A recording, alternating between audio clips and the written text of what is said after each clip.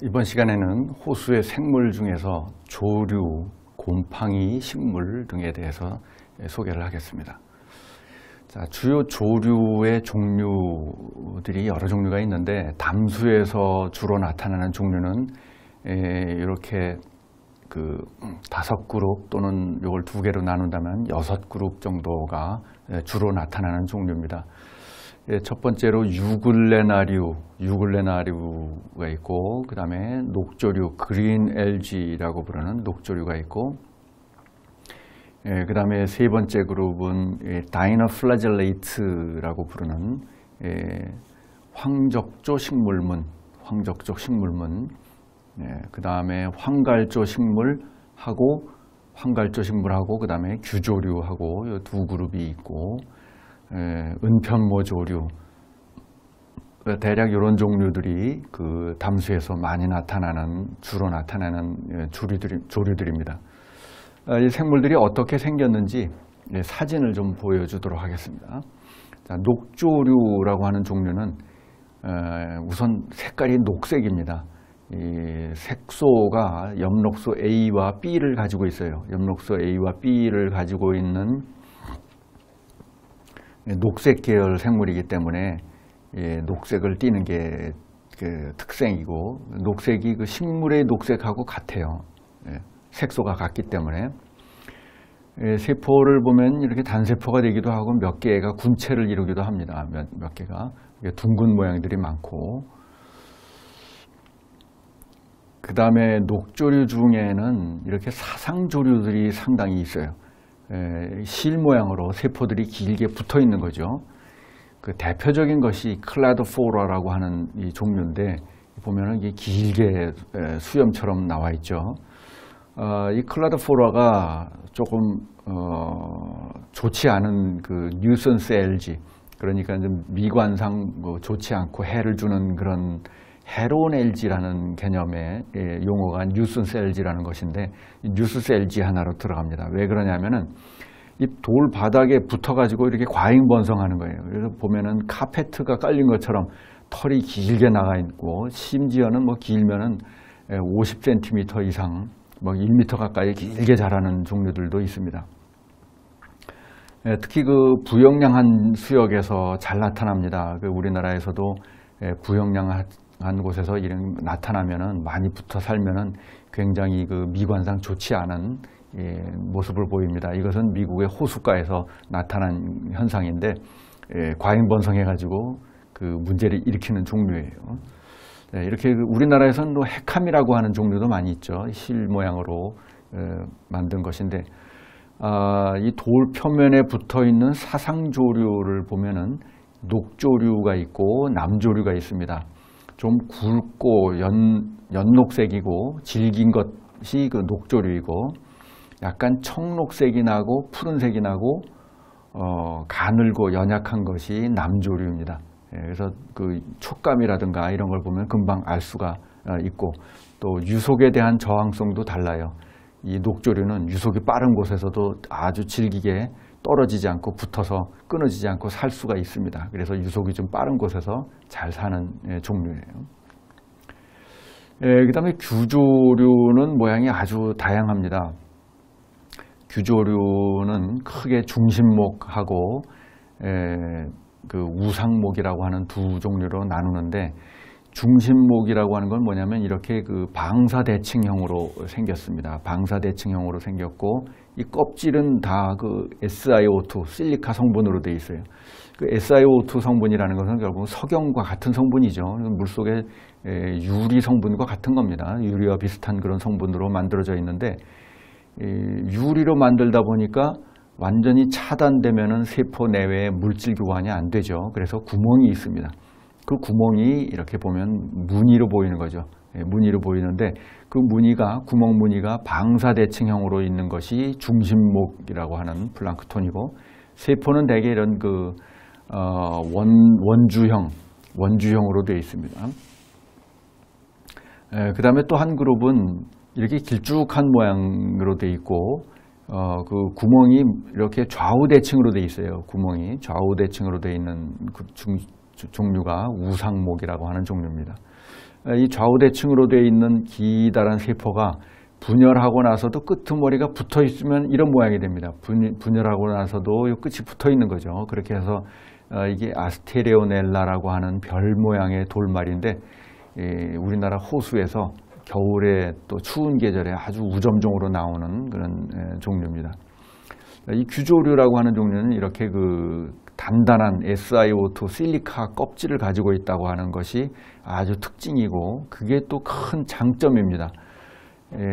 셀룰로스로 만든 껍질은 에너지가 많이 소모가 돼요. 그런데 이 실리카는 물속에 있는 실리카를 그대로 흡수해서 갖다 붙이면 되니까 그 유기물을 환원하는 데 들어가는 에너지가 필요하지 않은 거죠. 그래서 에너지가 훨씬 소모가 적어가지고 이 규조류들이 이 물속에 사는 플랑크톤 중에서는 아주 우세한 그런 그 위치를 차지하고 있습니다.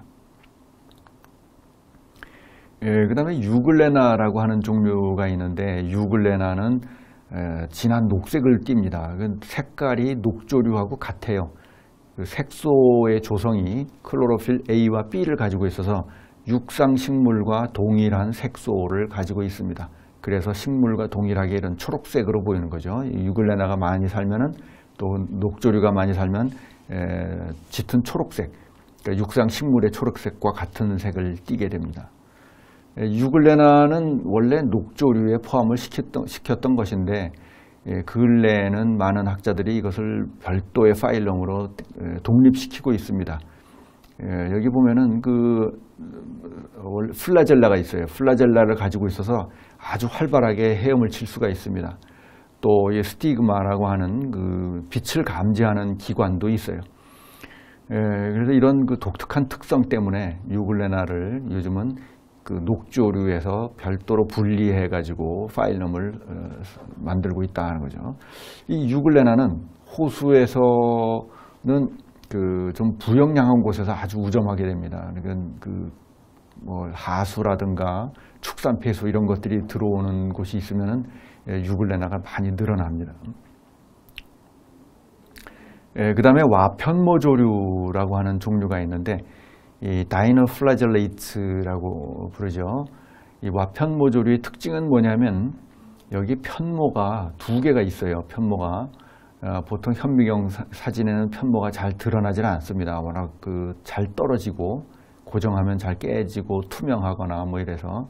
근데 이 몸통을 돌아가는 띠 모양의 편모가 하나 있고, 하나는 몸의 이 아래쪽으로 늘어져 있는 편모가 하나 있습니다.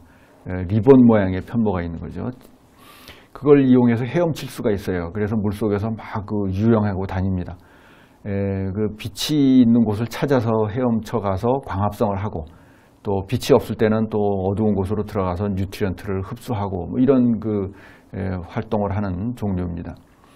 이 와편모조류는 바다에선 중요한 종류예요. 왜냐하면은 이게 적조를 일으키는 종류이고, 바다에서 적조를 일으키면은 그 독소를 많이 내서 물고기가 막 떼죽음하고 이런 그 피해를 주죠.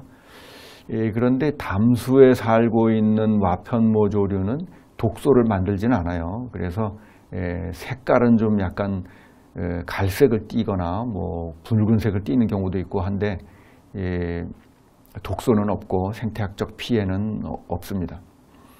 그런데 이 와편모조류 중에 그 페리디늄이라고 하는 종류가 우리나라에서 많이 나오는데, 그게 번식하면 물이 짙은 갈색을 띱니다. 이 와편모조류는 클로로필 A와 C를 가지고 있어서 이 색깔이 좀 갈색을 띄어요. 그래서 물이 갈색으로 변하는 원인이 된다는 거죠. 그 다음에 조류 중에 갈조류하고 홍조류는 바다에만 사는 종류인데, 갈조류는 우리가 잘 아는 미역, 다시마 뭐 이런 익숙한 우리가 먹는 조류들이죠. 그 다음에 홍조류는 이 붉은색을 띠는 종류도 있고 검은색을 띠는 종류도 있습니다. 그것은 그 파이코빌린계 색소 때문인데, 파이코빌린계 색소가 청색이 있고 붉은색이 있습니다. 그런데 청색, 붉은색을 다 가지고 있으면 그게 검은색으로 보입니다. 그래서 이렇게 붉은색을 띠기도 하고 검은색을 띠기도 해요. 김이라고 하는 조류가 우리가 먹는 김이 이 홍조류입니다. 이 조류를 보면은 조금 그 라이프 사이클이 좀 다양합니다. 고등 식물과는 다른 그런 라이프 사이클을 보이는 경우들이 있는데, 뭐냐 하면은 이 감수 분열을 해서 스포어가 만들어지면은 일종의 이제 암수가 되는 거죠. 암수의 이런 유주자가 만들어지면은 이 두 개가 보통 고등식물이나 동물에서는 그 접합을 해서 접합자가 만들어진 다음에 개체를 만듭니다. 그래서 큰 개체가 만들고 여기서 또 씨앗이 나오는 거죠. 씨앗이나 알이 나오는 거죠. 그런데 조류의 경우는 이 접합을 하지 않은 상태에서 감수분열한 상태에서 개체를 만들 수가 있어요. 예. 그러니까 그 유전자 형태로 보면은 염색체로 보면은 여기는 2배체이고 감수분열해서 1배체, 단배체가 됐는데 이게 개체를 만들어요. 그러니까 여기 보면 N이라고 표현을 해놨죠. 그 다음에 이게 그 개체가 만들어진 다음에 여기서 또 유주자가 만들어져서 그 다음에 유주자가 합쳐져서 접합자를 만들고 자이고트가 이제 개체를 만듭니다. 그러니까 조류 중에는 EN, 다이플로이드 개체가 있고 반만 가지고 있는 해플로이드 개체도 있어요. 이렇게 섞여 있습니다. 그러니까 종류에 따라서 이 조류의 라이프 사이클이 다양하고 어떤 거는 다이플로이드, 어떤 거는 해플로이드 이런 개체를 가진다 하는 거죠. 그 다음에 그 조류 외에 이제 식물 킹덤이 있죠. 식물 킹덤은 뭐 우리가 잘 알다시피 광합성을 하는 종류이고 셀룰로스로 만든 셀월이 있고 또 뭐 액포가 있다든지 또 클로로플라스트라고 하는 그 막으로 둘러싸인 기관이 있습니다. 클로로플라스트는 막으로 둘러싸여 있고 그 안에 아주 막들이 많이 겹쳐져 있어요. 그 겹쳐져 있는 곳은 왜 그러냐 하면은 거기에 광합성하는 엔자임들을 가져다 붙여놨습니다. 그래서 광합성을 쉽게 할 수 있도록 광합성에 관여하는 엔자임들을 모아놓은 그런 기관입니다. 이런 것들을 가지는 것이 이 킹덤 플랜트입니다. 이 LG와 곰팡이류도 과거에는 식물에 포함을 시켰었습니다. 그러니까 과거에는 생물을 크게 식물, 동물 이렇게 분류했었습니다. 지금은 뭐 5개의 킹덤, 6개의 킹덤으로 나누지만 옛날에는 식물, 동물 이렇게 나누다 보니까 박테리아, LG, 곰팡이 이런 걸 전부 식물에다가 포함을 시켰었던 거죠. 그러다가 이제 근래에는 이게 다 독립이 된 겁니다. 곰팡이라고 하는 종류가 별도의 킹덤으로 독립이 됐습니다. 과거에 이제 식물에 포함이 되어 있다가 그 곰팡이는 상당히 독특한 특징들을 좀 가지고 있어요. 그래서 이게 독립이 된 겁니다. 뭐냐면은 박테리아는 아니지요. 진핵세포니까 원핵세포가 아닙니다. 원핵세포가 아닌데 생리적으로는 박테리아와 유사합니다. 헤테로트라프예요. 헤테로트라프이고 운동성은 뭐 없으니까 그 동물은 아닌데 동물로 분류하기는 적합하지는 않은데 원핵세포가 아니고 진핵세포다. 이렇게 하다 보니까 이제 이게 독립이 된 겁니다. 킹덤으로. 헤테로트라프이고 셀월은 키틴으로 되어 있습니다. 셀룰로스가 아니고 식물은 대부분 이제 셀룰로스의 셀월을 가지고 있는데 그 다음에 생리적으로 보면은 엑소엔자임이라는 것은 엑소는 외부라는 뜻이죠.